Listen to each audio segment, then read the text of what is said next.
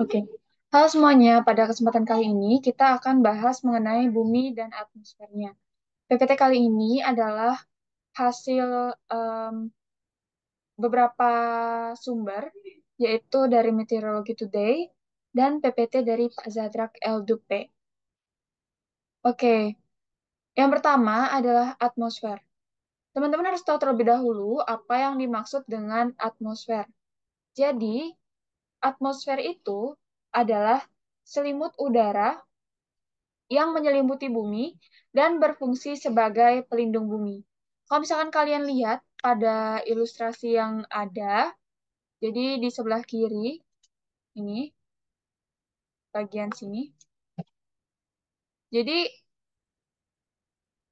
selimut ini adalah yang disebut dengan atmosfer bumi, di mana fungsinya adalah untuk melindungi bumi dari berbagai hal ya. Salah satunya adalah sinar ultraviolet dari matahari.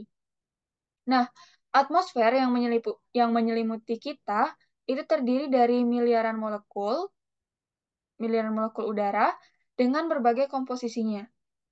Nah, udara itu bersifat tidak berasa, tidak berbau, dan juga seringkali tidak terlihat.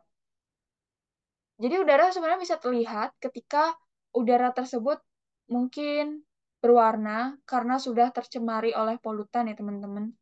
Dan namun pada dasarnya udara itu tidak terlihat dan juga tidak berasa serta tidak berbau. Nah, di sini ada perbedaan antara atmosfer bumi pada saat awal pembentukan dari bumi dan juga di sini ada proses yang disebut dengan outgassing. Nah, yang pertama itu adalah atmosfer awal dari bumi. Saat awal munculnya, kondisi dari atmosfer yang ada di bumi itu berbeda dengan apa yang kita tahu saat ini atau sekarang. Nah, atmosfer pertama itu sekitar 4,6 miliar tahun lalu, di mana bumi itu eh, mulai terbentuk. Itu terdiri dari dua gas yang paling melimpah hingga saat ini. Jadi, ada hidrogen dan juga helium. Nah, jadi pada awalnya memang para ilmuwan itu memperkirakan bahwa yang paling banyak ada di atmosfer saat awal itu adalah hidrogen dan juga helium. Nah, yang perlu kalian ketahui adalah hidrogen dan juga helium ini bersifat sangat ringan. Jadi, hidrogen dan helium itu sangat ringan. Nah, lalu kalian juga perlu tahu apa yang disebut dengan outgassing. Nah, jadi setelah jutaan tahun berlalu, ada proses pelepasan gas dan juga perembesan gas dari dalam bumi yang disebut dengan outgassing. Nah, jadi kan dari atmosfer awal dengan atmosfer saat ini itu memiliki kondisi yang berbeda. Nah, mungkin teman-teman bertanya-tanya, kenapa hidrogen dan juga helium itu bisa hilang, Kak? Nah, jadi pada saat kondisi awal pembentukannya, bumi kan masih berbentuk dalam gas yang panas atau gumpalan gas yang panas. Sehingga ilmuwan memperkirakan hidrogen bahwa hidrogen dan helium itu lepas ke luar angkasa. Lepas karena suhu di bumi itu sangat panas. Apalagi kan hidrogen ada dan helium itu dia bersifat sangat ringan ya. Jadi ketika sangat panas, jadi kedua gas ini itu lepas ke luar angkasa. Nah, lalu di permukaan bumi, jadi ada proses yang disebut dengan outgassing. Jadi pada saat em, tahap kedua, di mana muncul atmosfer yang lebih padat, itu sebenarnya atmosfer yang lebih padat itu muncul karena banyaknya gas yang keluar dari dalam permukaan bumi atau interior bumi yang bersifat sangat panas. Nah, interior bumi yang bersifat sangat panas, jadi kalau interior panas, akan menghasilkan yang namanya molten rock atau batu yang meleleh, akan menghasilkan lelehan batuan.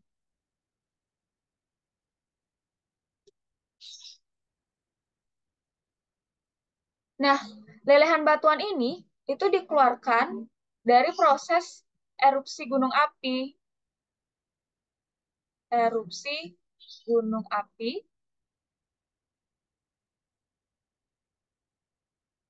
dan juga urat-urat panas bumi. Jadi, akibat erupsi gunung api itu, lelehan batuan itu kan mengandung beberapa macam unsur dan juga komposisi, seperti uap air, lalu ada karbon dioksida dan nitrogen. Jadi proses erupsi inilah yang membantu munculnya uap air, karbon dioksida, dan juga nitrogen ke atmosfer yang lebih dense atau lebih padat istilahnya. Nah, lalu bagaimana kondisi atmosfer saat ini? Nah, kondisi atmosfer sekarang itu terdiri dari ada yang namanya permanen gas atau gas permanen dan juga gas variabel. Nah, apa sih bedanya, Kak? Nah, jadi kalau misalkan gas permanen atau permanent gases, kalau misalkan di dalam bahasa Inggris, ini dia bersifat kelimpahannya itu cenderung tetap.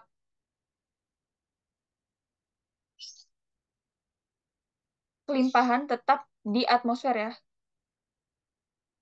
Nah, kalau kita berbicara tentang gas variabel, ini kelimpahannya mungkin saja berbeda-beda di kondisi daerah yang berbeda. Kelimpahan tergantung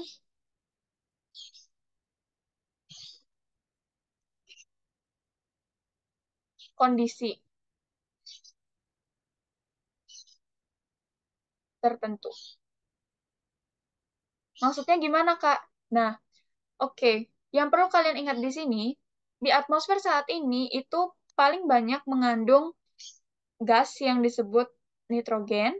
Ini yang paling banyak ya, dengan kelimpahannya itu 78% dari volume udara kering.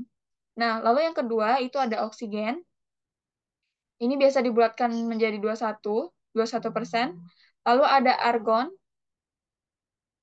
itu biasa kita bulatkan jadi 0,9%.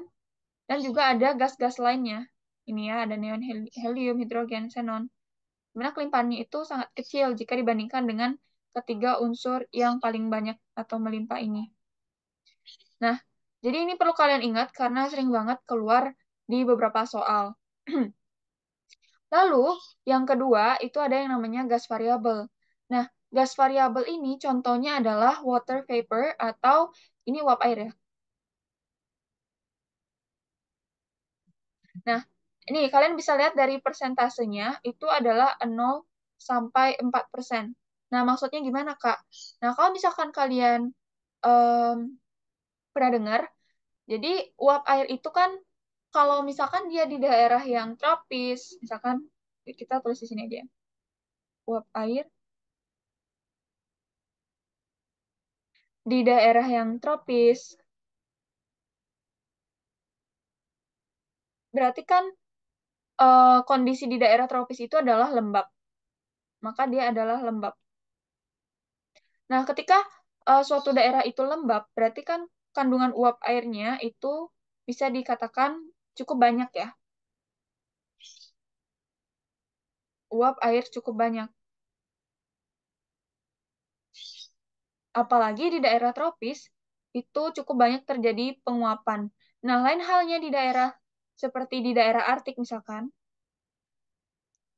Nah, di sini udaranya itu kering dan juga penguapannya sedikit, sehingga uap airnya itu sedikit. Sedikit. Seperti itu, teman-teman. Sama halnya dengan karbon dioksida dan metana, nitrous oksida, ozon, partikel lainnya, CFC, HFC, itu eh, persentasenya di atmosfer itu tidak tetap dan tergantung pada kondisi tertentu. Nah, sekarang kita akan lanjut untuk membahas mengenai struktur vertikal dari atmosfer. Nah, perlu teman-teman ketahui bahwa struktur vertikal dari atmosfer itu dibedakan menjadi beberapa macam. Yang pertama itu kita dibagi berdasarkan profil temperaturnya. Ini ilustrasinya di sini. Jadi kalau misalkan berdasarkan profil temperatur, jadi atmosphere layers itu dibedakan menjadi troposfer, ada stratosfer, mesosfer, termosfer, dan juga eksosfer. Nah, kita bahas dulu satu persatu struktur vertikal atmosfer berdasarkan profil temperatur. Nah, yang pertama itu adalah troposfer. Nah, teman-teman harus tahu kalau misalkan pembagian dari ketinggiannya ini mungkin di beberapa sumber akan berbeda. Hanya saja berdasarkan sumber yang saya peroleh, itu kita pakai ketinggian dari troposfer itu yang paling umum adalah 0 sampai dengan 18 km di atas permukaan laut.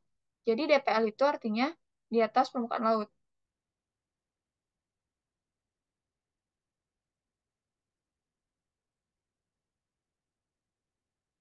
Ya. Nah, gimana sih karakteristik dari troposfer?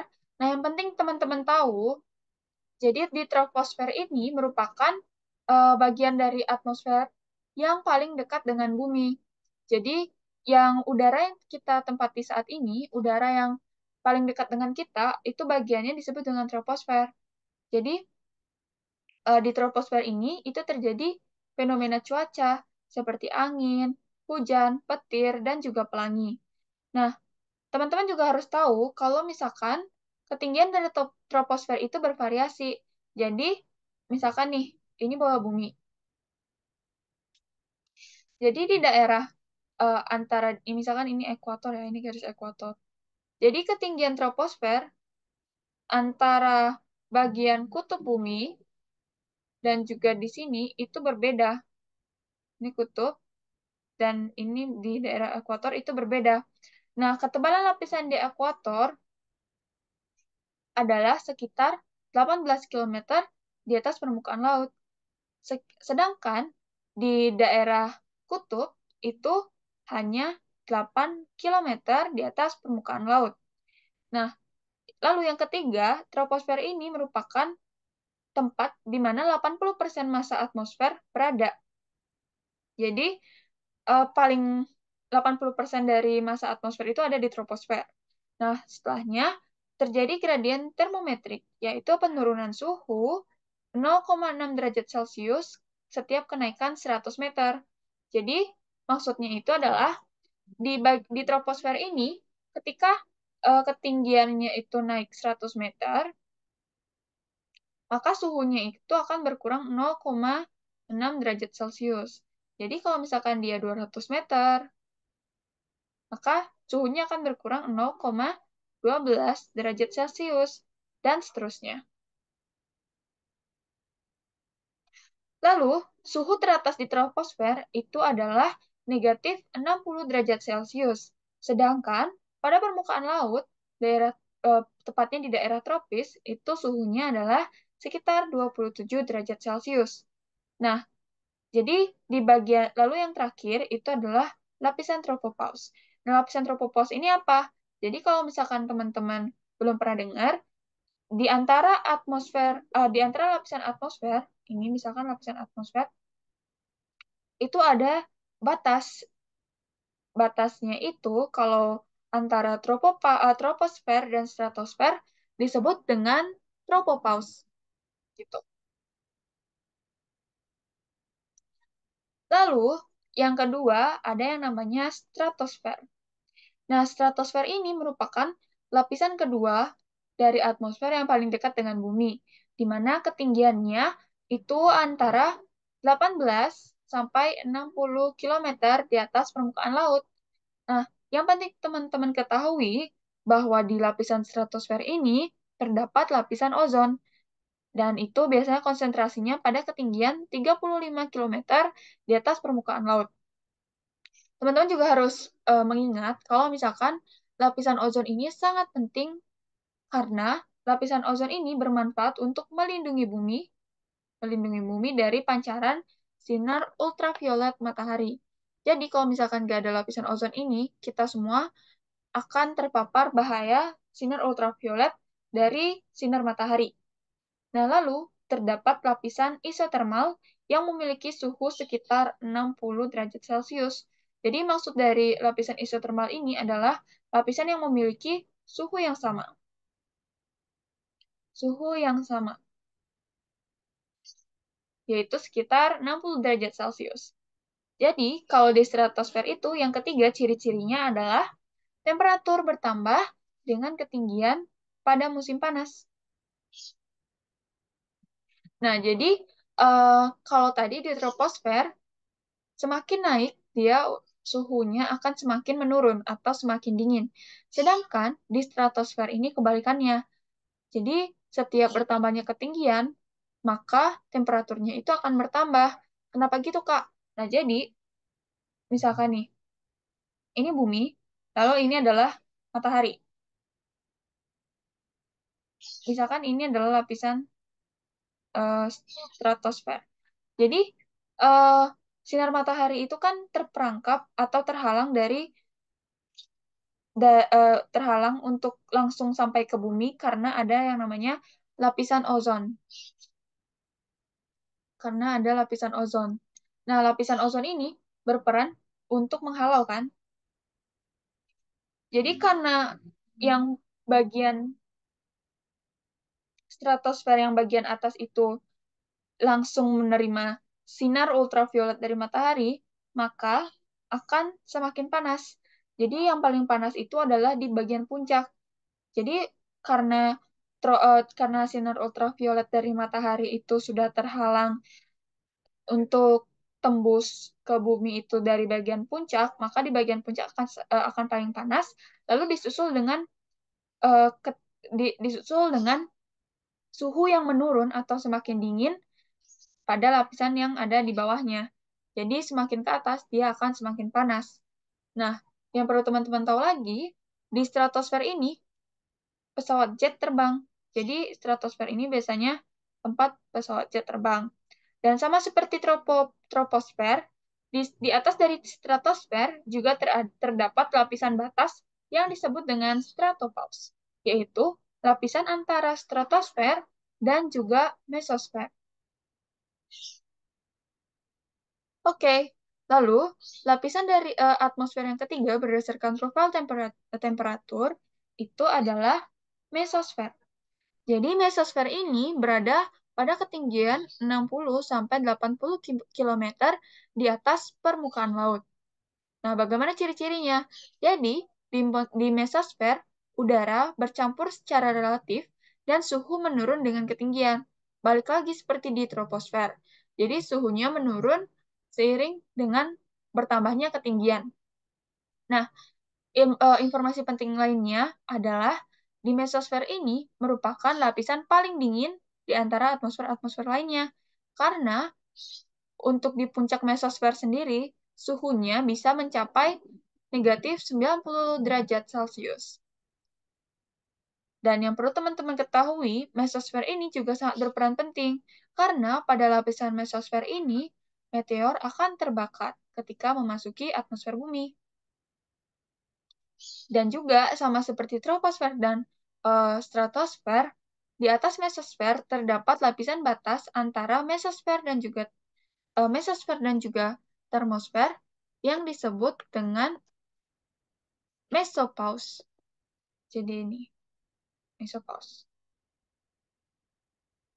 Ya, jadi berdasarkan ilustrasi juga sudah terlihat kalau misalkan mesosfer ini berperan untuk menghalau atau membakar meteor yang mencoba masuk ke bumi kita tercinta. Nah, lapisan selanjutnya adalah termosfer. Jadi, termosfer ini ketinggiannya kisaran 80 sampai 500 km di atas permukaan laut.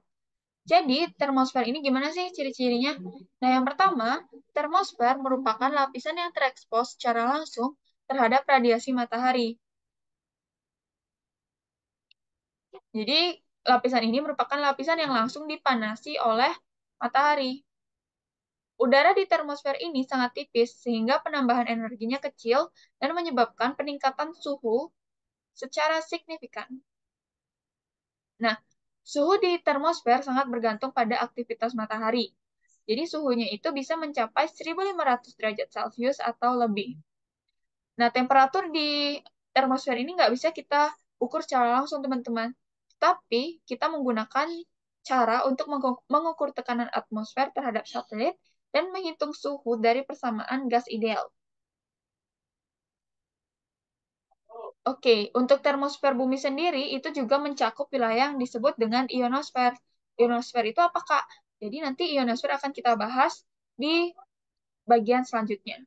Nah, yang perlu teman-teman ketahui juga bahwa ada yang namanya pesawat ulang-alik. Ini, gambar ini adalah pesawat ulang-alik. Jadi, jadi pesawat ulang-alik mengorbit bumi pada lapisan termosfer. Nah, bagian atmosfer yang terakhir berdasarkan profil temperatur disebut dengan eksosfer.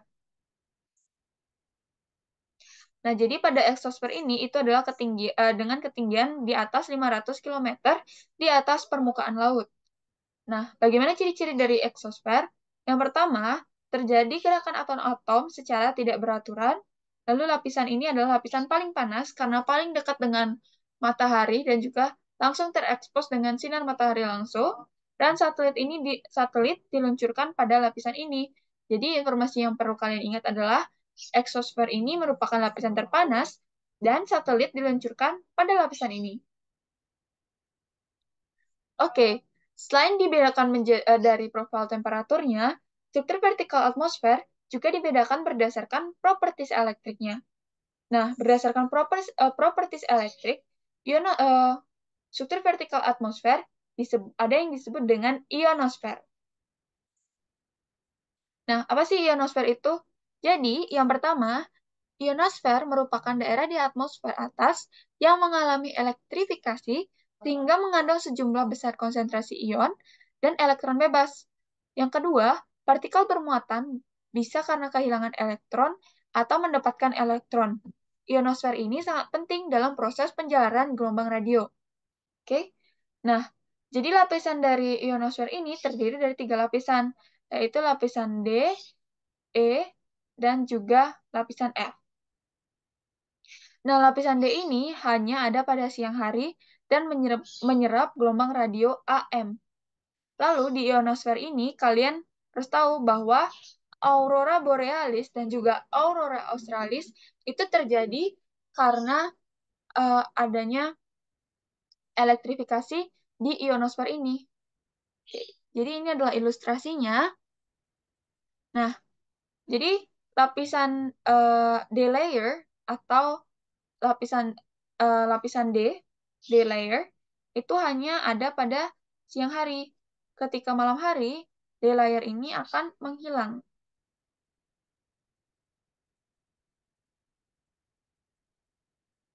Nah, jadi itu tadi pembahasan kita mengenai bagian-bagian struktur vertikal dari atmosfer bumi. Semoga membantu.